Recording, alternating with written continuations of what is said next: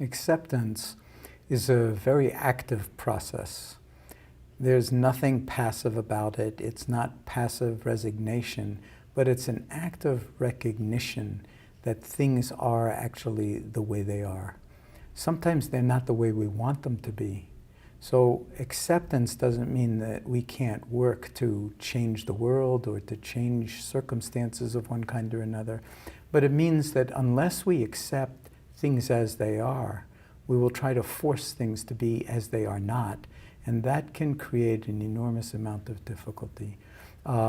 If we recognize the actuality of things, then we have the potential to apply wisdom in that situation to actually shift our own relationship to what is occurring in ways that might be profoundly healing and transformative.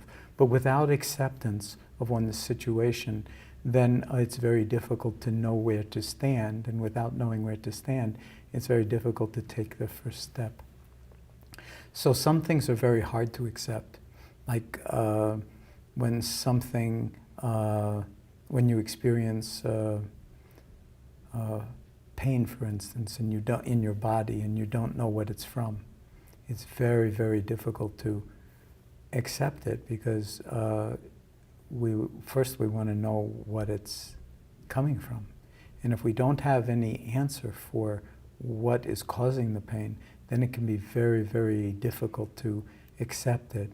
But what we find working with chronic pain patients is that before you can actually work with pain and suffering, you need to actually put out the welcome mat for it and accept it as it is, because whatever has been done medically that could be done has been done, and you're still living with a certain degree of pain. What our people with chronic pain who come to our clinic experience is that there's a lot of different ways to actually work with pain, but the first step is to actually put out the welcome mat for it, which is very hard to do when you're suffering, but it's actually a gateway into freedom from suffering.